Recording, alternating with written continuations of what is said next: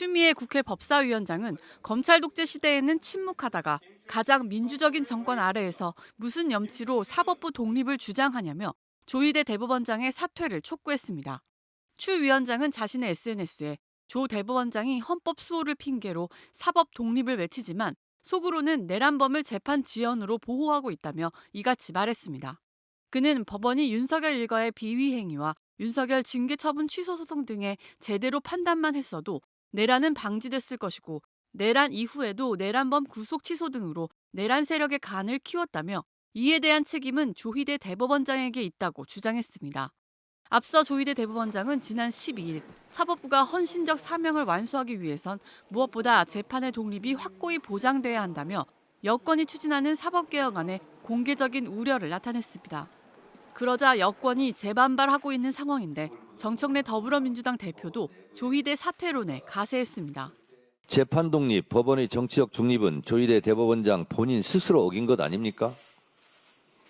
지금이라도 사퇴하는 게 맞다고 저는 생각합니다. 대법원장이 그리도 대단합니까? 대통령 위에 있습니까? 국민들의 탄핵 대상이 아닙니까? 대법원장이 뭐라고? 이 같은 논란에 대한 대통령실의 입장을 묻자 강유정 대변인은 이같이 답했습니다. 그런 시대적인 국민적인 요구가 있다라면 한편으로는 임명된 권한으로서는 좀 그 요구에 대한 개연성과 그 이유에 대해서 좀 돌이켜봐야 될 필요가 있지 않나라는 점에서는 아주 원칙적으로 공감하고 있습니다.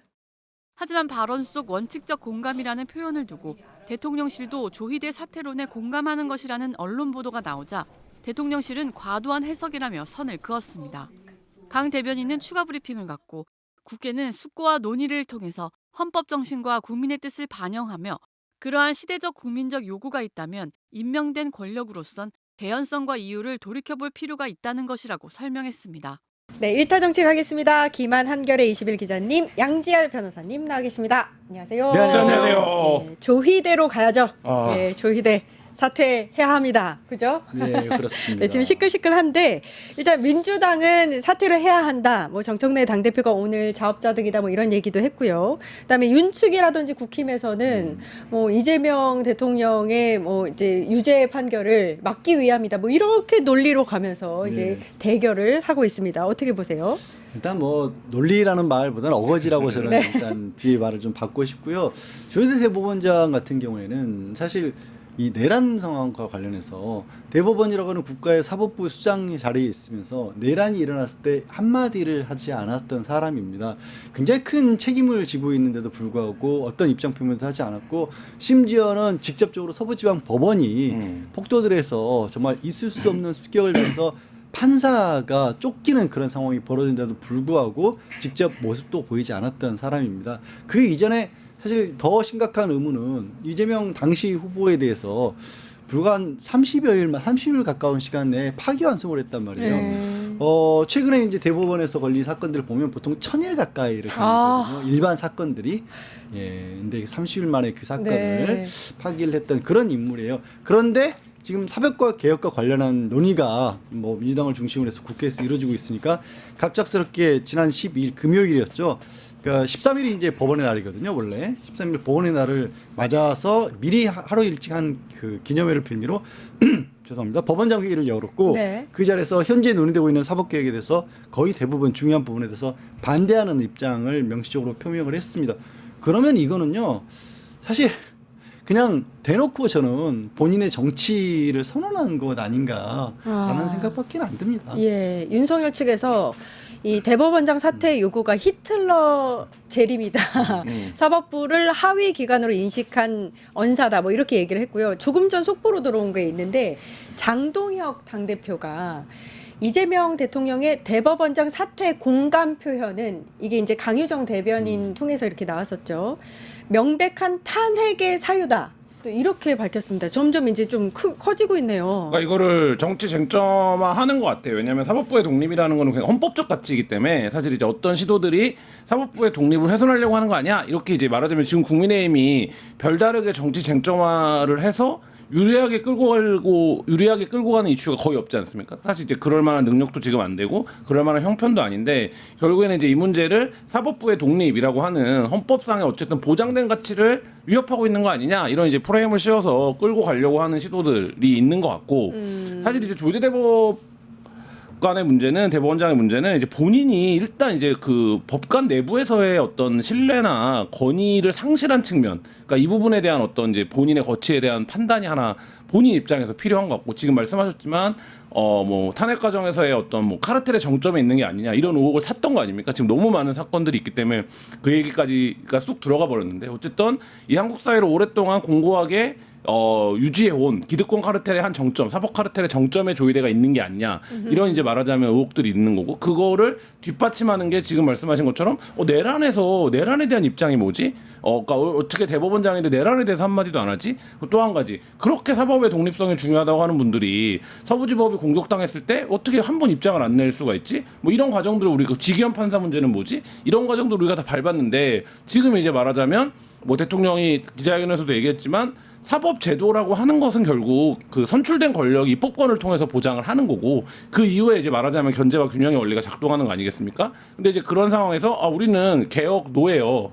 우리는 지금이 좋아요라고 얘기하는 건 앞서 얘기했던 이 사람을 중심으로 한 어떤 사법 카르텔이 한국 사회의 내란이라고 하는 비극적 상황까지 초래한 거 아니야? 라고 하는 어떤 의심을 강화시키는 거거든요. 그러면 이거는 다시 이제 말하자면 대통령의 논리 말로 돌아가자면 이 부분에 대해서 말하자면 입법적 행위를 통해서 어쨌든 통제하고 균형의 원리가 작동해야 되는 시간이 온 거는 맞다. 그걸 스스로 조희대 대법원장이 드러내고 있다. 이런 생각은 듭니다. 그 지금 이제 기자님이 얘기하신 그 사법부의 독립이라고 하는 부분이 네.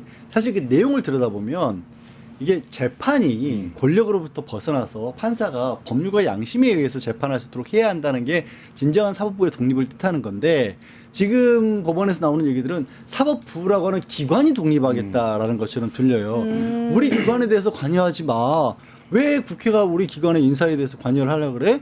조직 구성이라든가 기관에 대해서 구성하는 건 우리가 자율적으로 할 수 있을 때 그럼 완전히 우리가 사법부가 독립한다라고 하는데 그럼 지금의 대법원 내지는 법원이 어떤 식으로 운영되어 왔는지를 아셔야 되는데 지금 법원에서는 사실 대법원장의 이름을 따서 대법원장이 바뀔 때마다 법원을 어떻게 가리키냐면 조희대 코트 이런 그렇죠. 식으로 맞아요, 양승태 맞아요. 코트, 양승태 맞아요. 코트, 김명수 코트. 그게 무슨 얘기냐면 대법원장이 이게 뭐 이재명 정권이건 윤석열 정권이 중요한 게 아니라 법원은 우리 대법원장이 누구냐가 더 중요하다라는 거예요. 그리고 그 아래에서 그 대법원장의 어찌 보면 그 뭐랄까 선호도라고 해야 될까 성향에 따라서 법원의 판결들이 좌우가 된다라는 겁니다. 왜? 인사권을 전적으로 가지고 있는 건 대법원장이니까. 그러니까 판사들이 국민을 바라보고 법률과 양심에서 재판하는 게 아니라 대법관 지금 추위가 구성이 바뀌었네. 대법원장이 누가 됐네. 그걸 바라보면서 법원장들은 행정을 하고 법률 행정을 하고는 거고 법원장들이 그렇게 바라보기 시작하면 일선 판사들은 또 법원장 눈치를 보는 거예요. 그거를 아무렇지도 않게 지금 오랫동안 해왔었고 뭐 양승태 전 대법원장 시절에 먼저 시작됐지만 인사권을 콱 틀어지고 각 부장들 고등법원 부장판사라 이런 사람들 승진 전보 이런 부분들을 다 대법원이 주도를 하다 보니까 법원행정 출신이 주도를 하다 보니까 눈치를 안 볼 수가 없게 돼 있거든요. 지금도 법원행정처장 출신들이 대법관의 절대 다수예요. 그거를 막기 위해서 그런 걸 막기 위해서 국회에서 반 정도는 법관에 대해서 외부에서 평가를 하자.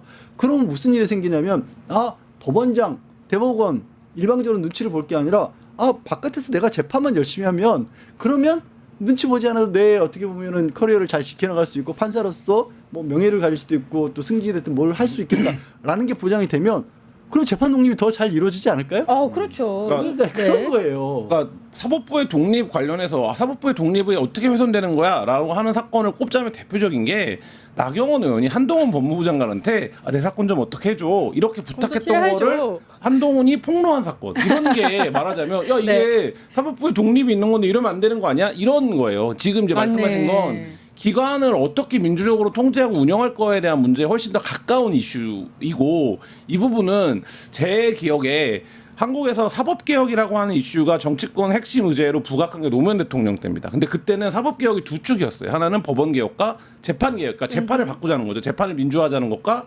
검찰개혁 두 가지였습니다. 그때 그래서 재판을 민주화하자라는 취지로 뭐 국민참여재판이라든지 여러 가지 논의들이 있었어요. 근데 그 이후에 검찰개혁 단계로 넘어가면서 이게 강고한 이제 말하자면 저항에 부딪히게 되고 그래서 꽤 오랫동안 이제 검찰개혁에 대한 어떤 이슈에 집중을 해온 거죠, 제도적으로. 근데 이제 그 검찰개혁 문제와 함께 더불어 이 부분, 그러니까 재판을 말하자면 민주화하는 부분을 달성하지 못하면 결국에는 지금 말씀하신 것처럼 법원행정청장이 검찰은 그나마 인사를 대통령실하고 협의라도 합니다. 예를 들면. 근데 법원 인사는 아무하고도 협의하지 않아요. 그러니까 이거는 절대적 권력을 갖고 있는 거, 이 절대적 권력을 갖고 어떻게 딜을 하는 겁니까? 그게 양승태 대법원장 시절에 드러난 것처럼 판결에 직접 개입하고 맞아요. 말하자면 이 판결을 이렇게 해주는 걸로 정치권에 개입하려고 하고 근데 이 과정을 아무도 몰라요 국민들은. 그러니까 그게 후에 밝혀지고 그래서 윤석열 당시 박영수 특검 때 윤석열 뭐 중앙지검장 넘어가서도 한 수사지만 했지만 법원에서 나오자마자 뭐라고 얘기합니까? 아, 양승태에 대한 생각을 많이 했다. 이런 얘기 하잖아요. 그게 결국엔 뭡니까?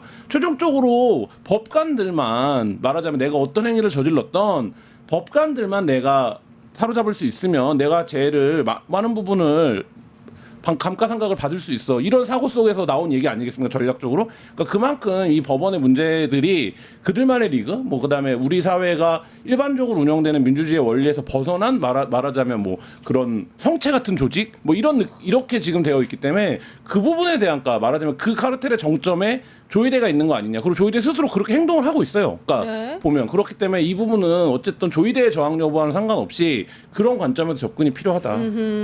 일단 선출되지 않는 자가 국민 위에 절대 권력을 갖고 군림하고 있었다. 이렇게 얘기를 해주셨는데 지난 5월에요. 서영교 의원이 어떤 녹취록을 법사위에서 이제 공개를 했는데 그게 정말 충격적이었어요. 사실 그게 지금까지 이렇게 그냥 아무 일 없이 넘어갔다는 것도 놀라운데 당시에 조이대 대법원장 한덕수 총리 김충식 아시죠? 최은순의 그죠? 네. 정상명까지 4명이 모여서 사적인 만남을 가지면서 이제 탄핵 이후였는데 자기가 이거를 뭐 이재명 사건에 대해서 대법원에 올라오면 선거 전에 확실히 정리하겠다라고 하는 녹취가 공개가 됐었어요. 네. 이것도 결국에는 조이대가 자기 마음대로 판결을 하겠다 이렇게 자백한 거나 다름없거든요. 굉장히 충격적인 네. 내용이고 실제로 그렇게 또 됐어요. 맞아요. 아까 말씀드렸다시피 30일 만에 그리고 그게 문제가 있었다라고 하는 건 참 그렇습니다. 이 판사들에게 이런 부분을 묻지 않을 수가 없는 게 직후에는 법원의 판사들조차 법관 대표회의를 열겠다. 이건 정말 이상하다라고 했고 그때 돌이켜 생각해 보시면 절차적으로도 문제가 많았던 부분들 이게 제대로 검토를 하지 못할 만한 그런 물리적 시간이 있었고 그리고 실제로는 그렇게 소부에 있던 것을 전원합의로 바꾸는 데는 어느 정도 필요한 조치들이 있는데 그런 것도 거치지 않은 상태에서 그냥 바로 넘겼었고 그리고 TV 중계하면서 누구도 정말 대한민국의 법조인 중에 정말 이게 파기환송되리라고 생각했던 사람은 정말 드물 겁니다. 왜? 내용 자체에 있어서 항소심의 판결문의 내용이 거의 이걸 어떤 부분이 딱히 잘못됐다라고 할 만한 부분이 없었고 그렇게 또 형량 자체가 낮은 사건에서 그 낮은 사건에서 대법원이 뒤집는 경우는 아예 없었거든요. 근데 그거를 그렇게 무리해가면서 뒤집었던 이유가 나왔던 건데 그런데도 불구하고 무슨 일이 있냐? 특검도 이거를 수사를 못하고 있고 국회도 그때 한 번 폭로가 있은 이후 이거를 파고들지를 못하는 거예요. 왜? 특검에서는 지금 당장 수사하고 있는데 영장이라도 발부받으려면 법원 심기를 건드리면 안 될 것 같으니까 또 이걸 정면으로 수사를 못하는 거고 그러니까 이런 국회의원들도 또 다 제가 진작부터 이런 얘기 나올 때마다 공직선거법 바꿔가지고 스스로 발목 잡는 일을 하지 말라고 하는데 국회의원들도 공직선거법 관련해서 검찰과 함께 법원에서 발목이 잡히는 경우가 되게 많거든요. 법 자체가 워낙 좀 까다롭고 해석이 다양하게 돼 있기 때문에 그러다 보니까 법원은 점점 정말 누구도 건드릴 수 없는 성역을 스스로 만들어줬고 스스로 만들기도 했을 뿐더러 외부적인 환경도 있었어요. 검찰도 일단 법원한테 잘 보여야 돼. 정치권도 일단 법원한테 잘 보여야 돼. 그러다 보니까 이제는 진짜 성역인 줄 알아요. 사실 이게 약간 해프닝처럼 그렇게 보도가 됐지만 그 대법관 숫자 늘리면 1조 4천억 필요하다고 한 게 서초로 좀 땅 사야 된다라고 해서 그렇죠. 정말 사람들은 뭐 이게 무슨 얘기야라고 했는데 저는 법원에서 이 부분을 심각하게 고민하고 내놓은 게 아니라고 봅니다. 무슨 얘기냐면 그 사람들 입장에서는요. 그렇게 그 정도 규모로 차지하는 게 너무 당연한 일이에요. 대법원이 자리를 옮긴다는 건 있을 수 없는 일인 거고 대법관이면 이 정도 공간을 차지해야 되는 거고 지금 분석을 보면 대법관 늘릴 때 1인당 75평 정도의 사무실을 마련해야 된다는 거예요.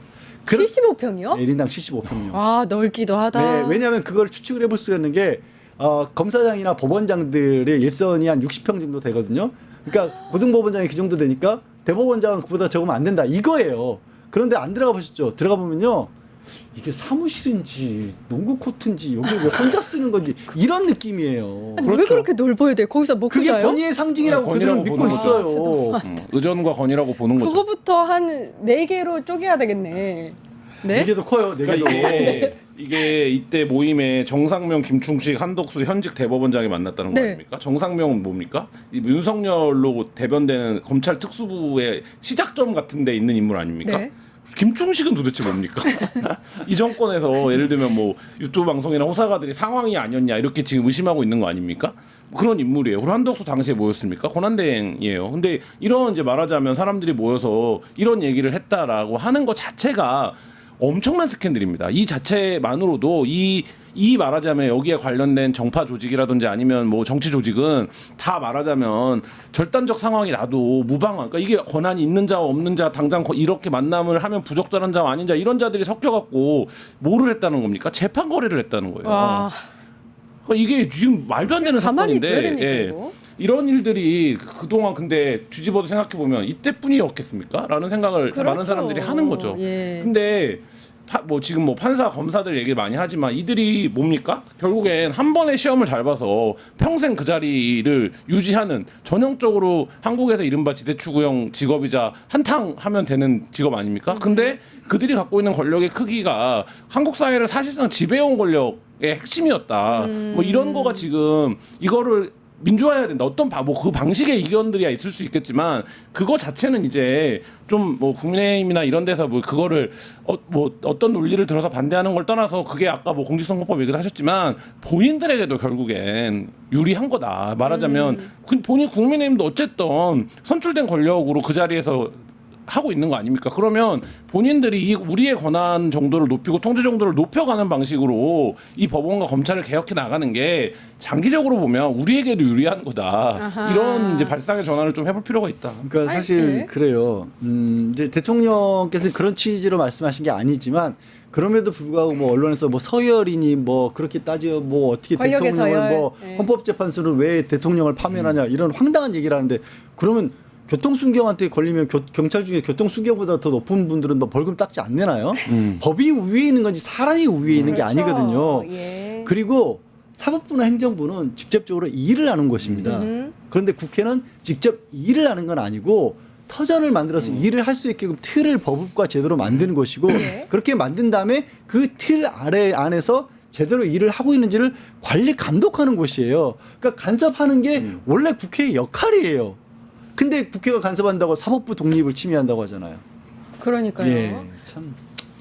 근데 이 과정에서 국힘 말이죠.